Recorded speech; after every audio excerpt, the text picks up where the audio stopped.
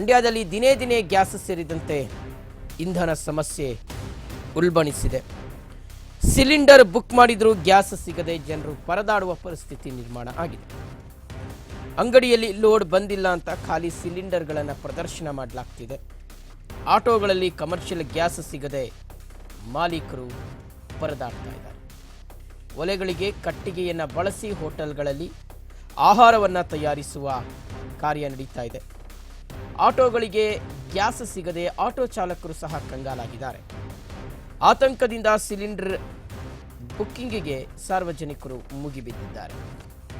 ಮಧ್ಯಪ್ರಾಚ್ಯದಲ್ಲಿ ಯುದ್ಧದ ಸಂಘರ್ಷ ಮುಂದುವರೆದಿರುವಂತಹ ಹಿನ್ನೆಲೆಯಲ್ಲಿ ದೇಶದಲ್ಲಿ ಸರಿಯಾಗಿ ಸಿಲಿಂಡರ್ಗಳ ಉತ್ಪಾದನೆ ಆಗದೇ ಇರುವಂತಹ ಹಿನ್ನೆಲೆಯಲ್ಲಿ ಬೇಡಿಕೆಗೆ ತಕ್ಕಂತೆ ಸಿಲಿಂಡರ್ಗಳ ಉತ್ಪಾದನೆ ಆಗ್ತಾ ಇಲ್ಲ. ಈಗ ದಾಸ್ತಾನಾಗಿರ್ತಕ್ಕಂಥ ಸಿಲಿಂಡರ್ಗಳು ಬರೀ ಗೃಹ ಬಳಕೆಗೆ ಮಾತ್ರ ಸೀಮಿತವಾಗಿದೆ. ವಾಣಿಜ್ಯ ಬಳಕೆಗೆ ಮತ್ತು ಓಪನ್ ಮಾರ್ಕೆಟ್ನಲ್ಲಿ ಸಿಲಿಂಡರ್ಗಳನ್ನು ಅಷ್ಟು ಈಸಿಯಾಗಿ ಮಾರಾಟ ಮಾಡಲಾಗ್ತಿಲ್ಲ ಅಥವಾ ಅಷ್ಟು ಈಸಿಯಾಗಿ ಲಭ್ಯವಿಲ್ಲ. ಹೀಗಾಗಿ ಸಿಲಿಂಡರ್ಗಳ ಕೊರತೆ ಕರ್ನಾಟಕದಲ್ಲಿ ಸಿಕ್ಕಾಪಟ್ಟೆ ಜಾಸ್ತಿಯಾಗಿದೆ. ಒಂದು ಕಡೆ ಗೃಹ ಬಳಕೆಯ ಸಿಲಿಂಡರ್ ಬುಕ್ ಮಾಡಿದರೂ ಸಹ ಬುಕ್ಕಿಂಗ್ ತೆಗೆದುಕೊಳ್ತಾ ಇಲ್ಲ, ಯಾಕೆಂದರೆ ಟೆಕ್ನಿಕಲ್ ಪ್ರಾಬ್ಲಮ್ ಎರರ್ಸ್ ಬರ್ತಾ ಇದೆ. ಮಗದೊಂದು ಕಡೆ ಹೋಟೆಲ್ಗಳಲ್ಲಿ ಕಮರ್ಷಿಯಲ್ ಸಿಲಿಂಡರ್ಗಳು ಸಿಗದೆ ಹೋಟೆಲ್ಗಳನ್ನು ಮುಚ್ಚಬೇಕಾದಂಥ ಒಂದು ಪರಿಸ್ಥಿತಿ ನಿರ್ಮಾಣ ಆಗಿದೆ.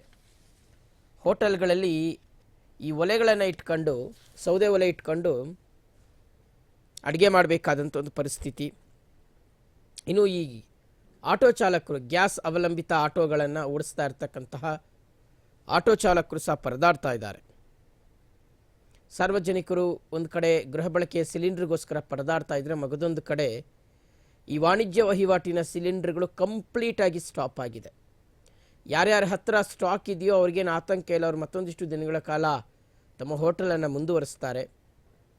ಅಥವಾ ಈ ಪವರ್ ಸಪ್ಲೈ ಮೂಲಕ ಎಲೆಕ್ಟ್ರಿಕ್ ಸ್ಟವ್ಗಳನ್ನು ಬಳಸುವ ಹೋಟೆಲ್ಗಳೇನಾದರೂ ಇದ್ದರೆ ಅದಕ್ಕೆ ವ್ಯವಸ್ಥೆಯನ್ನು ಮಾಡ್ಕೊಂಡಿದ್ರೆ ಅವರು ನಿರಾತಂಕವಾಗಿ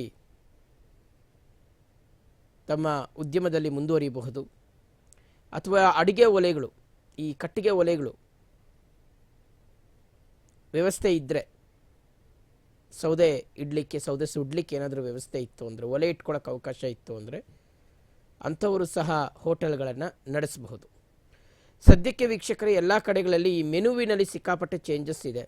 ವಿವಿಧ ಖಾದ್ಯಗಳು ಇಲ್ಲ, ಬದಲಾಗಿ ಕಡಿಮೆ ಸಿಂಪಲ್ ಆಹಾರಗಳನ್ನು ತಯಾರಿಸಿ ಗ್ರಾಹಕರಿಗೆ ಕೊಡ್ತಾ ಇದ್ದಾರೆ.